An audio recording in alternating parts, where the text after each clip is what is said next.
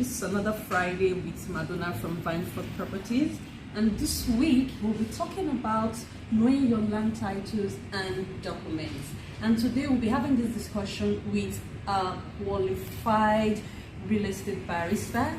So we want her to introduce herself, but before then, if you have not subscribed to this channel, please click the notification button and subscribe to this channel. Let's move on to the gist of today. So good afternoon, good morning, ma'am. Good morning, Madonna. How are you today? Very well. My name is Barrister Bumi Okoro. I'm a lawyer. I've been called to the Nigerian bar for over 15 years now, and I've been doing real estate basically. Wow. So obviously you have a wealth of knowledge. I can say that. So you can also speak authoritatively when it comes to land documents and land titles. Yeah. Because we know we have a lot of individuals who know nothing about these documents and land titles, and many of them would love to invest into real estate and they don't know where to start from or what to do. So today we'll be talking about or educating you on what land documents you should expect and titles. So let's go to the gist of today. So what are land? If a person buys documents, or I meant to say buy land, what documents should this individual expect to get? Okay, for someone who wants to buy a property, aside from the location, the other thing that is very important is the title of that land. It's not just to buy a piece of land. The document signifies authority on the land, and it signifies ownership. So the basic one is for you to know to have the purchase receipt from the family. That they call it family receipt. It is very, very important that even when you are processing your CFO with the government, the first thing you are asked is family receipt, because land emanated from the families. You know, those days there has to be community. But if you can conquer this community, you own this territory. You understand? So the government they know that before you can get a title on any portion of land, the first thing is for you to get that receipt from the first settlers, the owners, the babas in the village, the people that their forefathers were the first to get to that land, and that they call them first settlers. So every other title comes from that first, and that's when you see a deed, it will tell you these were the people that first settled on this land. They sold it to this person. They sold it to this person before it gets to me. So any deed must trace that title from the first settler to the person that has that right presently. We also the CFO. The CFO now comes from 1978 Land Use Act that talks about the fact that the land now reverts back to the government. The government owns the land, and the government are the ones that can now distribute the land to people.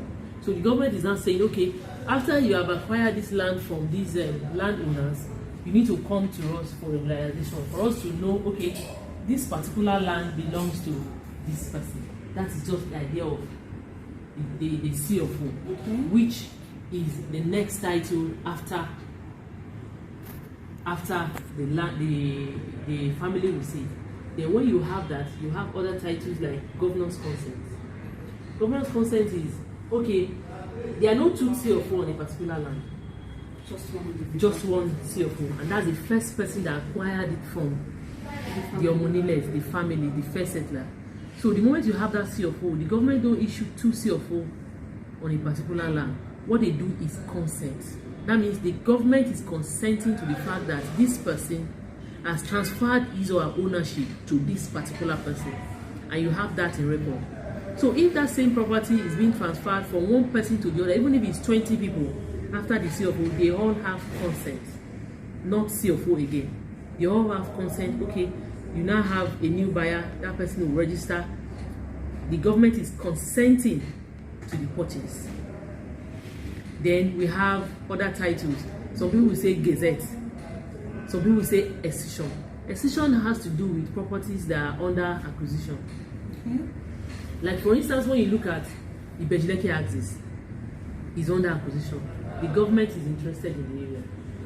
they are all under acquisition. Sorry, please, before you go ahead, I know a lot of people will hear acquisition, and Okay. they might not understand what you mean by Okay. that a property is under acquisition. Can you please Okay. throw more light on Okay, that? okay. Now, under acquisition, there are two types of acquisition.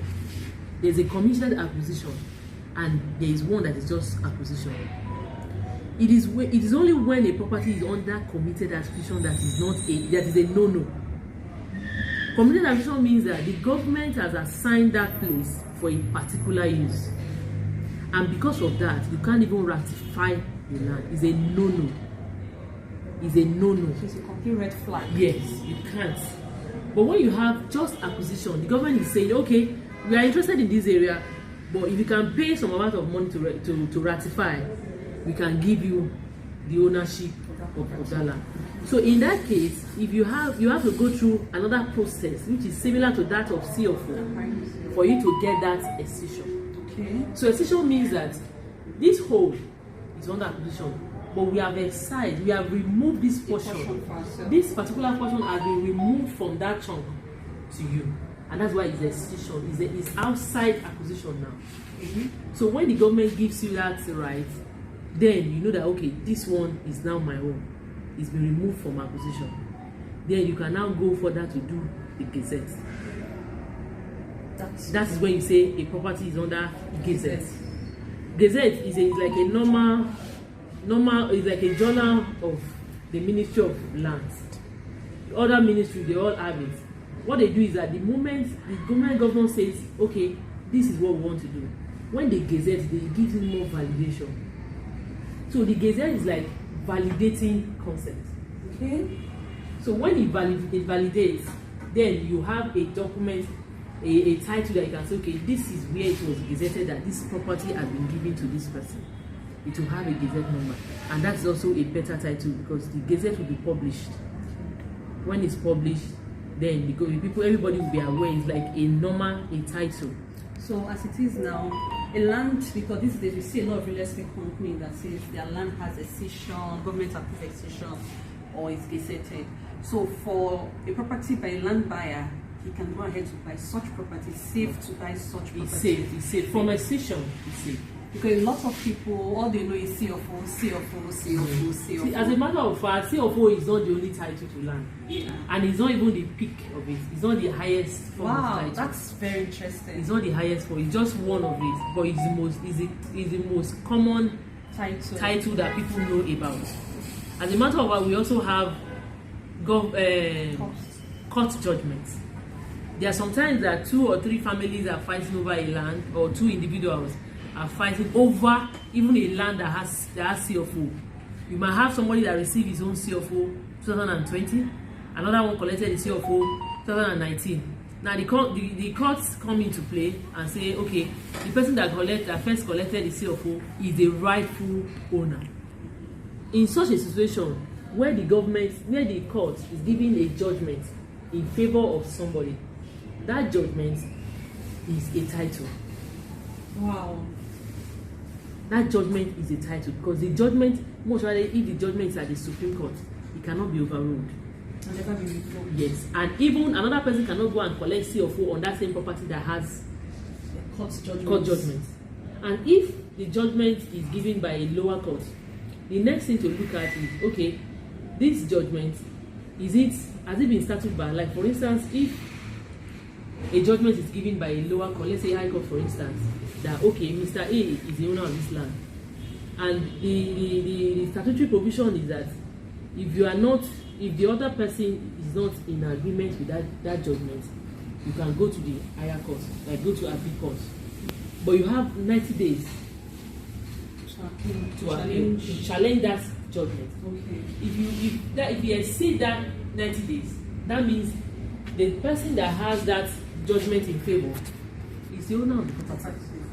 Is the final owner of the property, and that is a title, which is much stronger than CFO. Yes. I hope you guys are benefiting from this video. Because there are some times that CFO can be tested and to fail.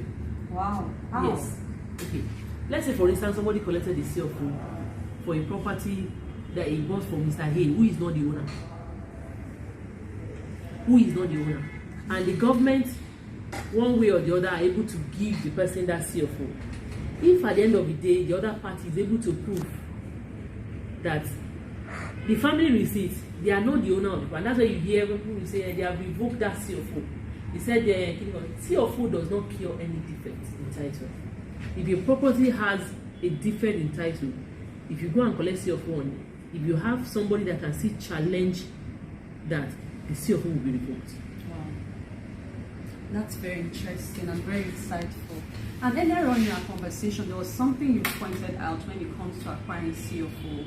Say a person is buying the property and comes with CFO, you are highlighting the importance of why that individual, before he buys, he runs a search. He goes to the property, pick up the coordinates, and run a search. Can you throw more light on this? Okay, this is what I was trying to say.